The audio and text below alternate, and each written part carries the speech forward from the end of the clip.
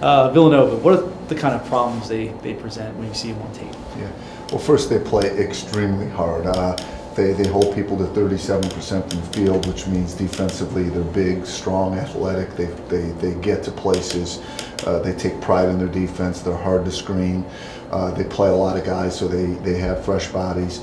They're a terrific rebounding team. You look at their size and you think, well, they're not that big, but they're all strong, they're quick, they're aggressive, and they're really getting to the ball. They're out rebounding by just about everyone. And then lastly, they're shooting the three real well. They have a lot of people who shoot the ball. That spreads the court out, and it's hard to defend a lot of times out there. They have 5 guys capable of knocking down the 3 at the same time. So, that's not easy to defend. So the question is, how do you beat them? Well, you have to outplay them. I mean, I hate to be overly simplistic, but we have to play better defense. We have to use our quickness and get in the paint. Obviously, we have good players inside. We could score inside. We have perimeter players who could attack. We've held our own in terms of rebounding against some pretty good teams. So at the end of the day, whoever scores the most points will win. But we're a team that can score. We have guards who can score. We have bigs who can score, and we can defend and rebound as well. So we expect it to be a good, hard-fought game. What kind of problems does Pinkston present?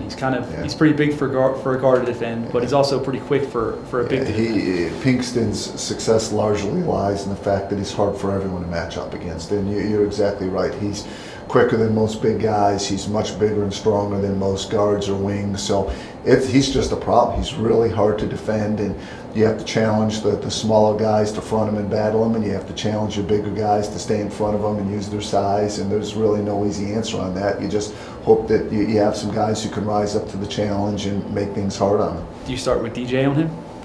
We don't. We do a lot of we do a lot of switching. So we never say that one person has to guard another person on the other team the whole game. Sometimes we'll do that with our bigs because if we play 2 bigs, we'll keep a big on a big. But our perimeter guys switch, so it's never on one person.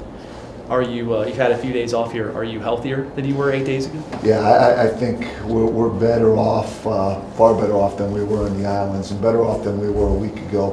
Tyreek's health is improving. Khalid Lewis's health is improving. Those guys have not been anywhere near what we normally have seen them. But this time has been great because we've had time to rest and practice, and we've practiced hard. And those guys were also able to take a few days to heal. So we feel like we were able to get the best of both worlds and be a better team at the moment. Obviously, Jarrell and Steve are playing really well, and I think for the most part the guards are too. It's just a matter of the shooting woes. How do you? There's no real way to fix it. You just hope they get out of it. They shoot their way out of it. Yeah, the more you talk about shooting, the more stress and pressure you put on guys, and it really came to a head in the Northern Iowa game where guys, you could visibly see they started to lose confidence. And it's ironic because you go down through Tyreek and Tyrone and Sam and DJ, and they've all shot good percentages in the past and been effective scorers and played a ton of games and won a ton of games. So sometimes those things are a little bit contagious, and we're not going to try to put any more pressure on them. We're going to try to play the right way. And like I said, we've practiced well. We've practiced hard. We've challenged ourselves. We've created game-like conditions in practice. We have good guys on our team, good guys sitting out, so the scrimmages have been very game-like, and we think we're being more comfortable offensively and more confident. Last but not least, you've had some really good games against them over the past few years. Yeah, coming down to the wire, overtime. Just what does this rivalry mean to you? Well, the last 3 years have all come down to the last minute. 2 of them down to overtime. The rivalry means a lot. All the city series mean a lot to us, not just because of rivalries or bragging rights, but because they're really good teams. And if you could succeed in Philadelphia, history shows that I think now 13 or 14 of the last 13, 14 years straight, the Big 5 champion goes to the NCAA tournament. So, I've always believed that if you could have success against the Villanovas, Temple, St. Joe's, and Penns of the world, that you're going to be pretty good overall. Sorry, you believe that things have changed for the better? You've kind of crossed over that threshold where early in the season things weren't when now they, or are you sort of getting to that point, you think? You never know what tomorrow's going to bring.